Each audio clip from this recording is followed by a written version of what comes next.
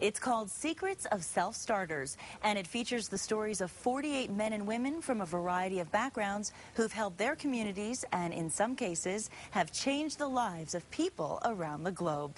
This morning on New Mexico Style, we are so pleased to welcome author Dr. Julie Miller. For more than 25 years, she has been a professional motivator for business professionals and numerous Fortune 500 companies. So first, let me welcome you. So nice to have you here. Nice to be here, too. Well, I Thank love you. the book myself, and I think the audience will. And the first question I want to ask you is, what motivated you to get in this field? Well, you know, Nikki, times have been very, very tough for everyone. Absolutely. It has been an incredible amount of turmoil.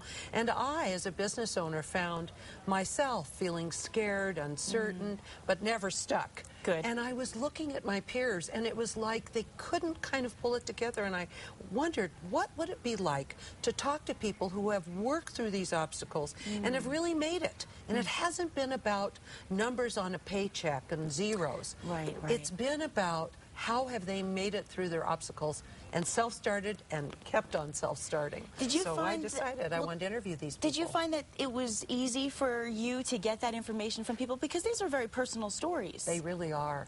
Well, you know, I've been qualified as a network queen. And I know a lot of people, and just from working in corporations for all these years, I know a lot of people. And when you interview someone, you say, who do you know that's a self-starter? Oh, you must talk to so-and-so. And that's how it would happen, that wonderful network of people. Of course. And, you know, with so many people that you've talked to, 48 stories, was there any one in particular that really stood out to you that you would say was the most remarkable? There were so many remarkable stories. There were. But I will talk about one about actually a New Mexico former resident of the state, but his story is quite amazing. David Loaiza came from Bolivia when he was in the 12th grade, knowing no English, no computer skills, and knowing no one. Wow, and I thought I had it rough. I know, and a wonderful family took him in and helped him work this through, and he was able to learn computer skills, etc., etc. Wow. This young man went on to school here, got his doctorate at 27, and became the youngest person to be negotiating with Korea as part of a team as a nuclear engineer. Unbelievable. Really unbelievable. And his background, the obstacles he went through, and you know, he had the trait-itude, and we'll talk about that in a moment, of perseverance. And when I said, David, how did you overcome all of this? He says, you know, Julie, I just persevered. I just said, I can do it. I'll move forward. Well, good for him. I mean, and the goal of the book is really to help everybody reach their potential as a self-starter. But is that feasible for all of us? I believe it. I think, you know, self-starters are no different than you and me. They really aren't. Everybody's really a self-starter. But the point is, I feel people are scared. They're feeling uncertain. Oh, for sure. They're not sure. They're stuck.